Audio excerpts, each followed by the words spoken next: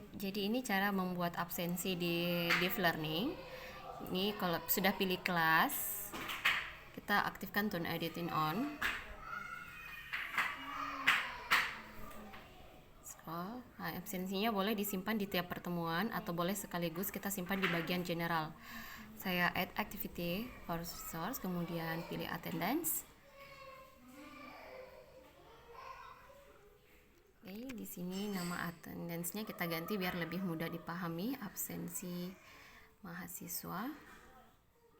Siswa ini boleh diisi deskripsinya. Absensi dapat diisi sesuai dengan jadwal kelas.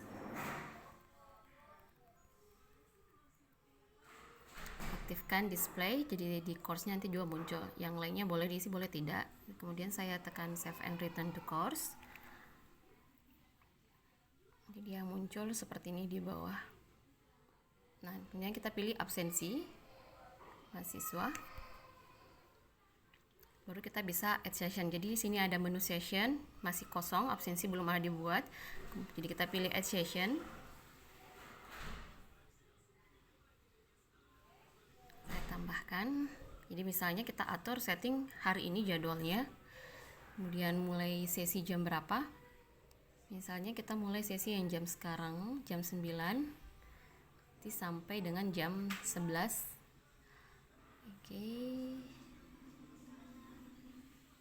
Ini dicentang. Kalau misalnya kita mau setting otomatis untuk berulang setiap minggunya, aktifkan report and session, kemudian pilih setiap hari apa yang berulang, misalnya Monday, kemudian dia berulang setiap 1 minggu. Batas berulangnya dia sampai 2021, misalnya Februari di tanggal 1 kayaknya final ya.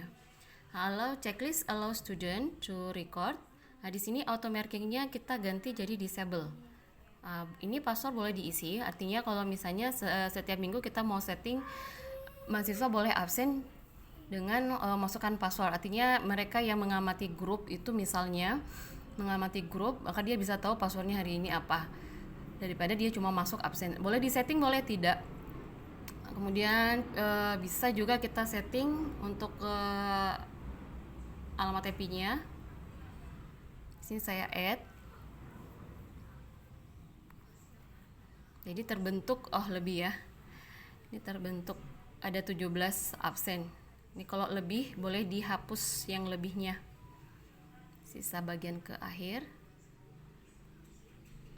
nanti diubah dalam bentuk situs desktop. Nah, ini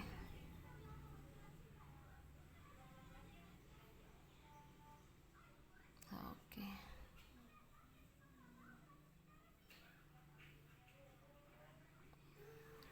Saya kembali ke absensi.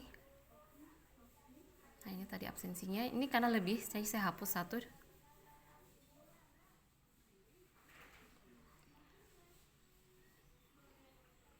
Oke. Sebenarnya kita boleh absen mahasiswa, kita sebut nama satu-satu, tapi kalau mau mudah, biarkan mahasiswa yang mengisi sendiri absensinya sesuai jadwalnya. Ini sudah terbentuk. Nah, yang perlu juga mungkin bisa diatur di bagian menu satu set. Ini kita ubah dalam bentuk bahasa Indonesia misalnya. Hadir, akronimnya hadir, misal. Let telat, kalau kita mau memperhitungkan telat. Kemudian excuse, izin misal. Absensi, absen, tidak hadir, ganti dengan alpha.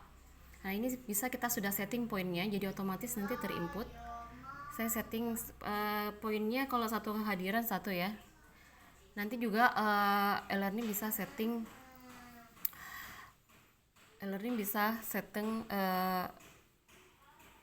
berapa persen kehadirannya, jadi tinggal langsung dimasukkan dalam penilaian.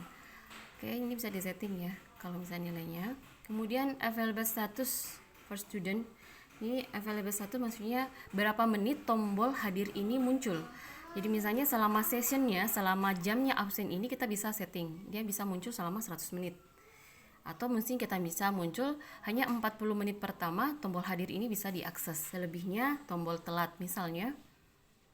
Tombol telat muncul di setiap saat. Izin tidak hadir boleh diisi, boleh tidak. Nah, kemudian automatic set when not marked, artinya jika mahasiswa tidak mengisi absen, secara otomatis kita setting default, berarti mahasiswa itu tidak hadir. Supaya nanti bisa langsung terhitung, oh ternyata ada satu mahasiswa yang tidak hadir. Oke, selesai, saya tekan tombol update. Nanti kita boleh berikan penjelasan. Nah, sekarang saya masuk ke bagian sisi mahasiswa, saya log out.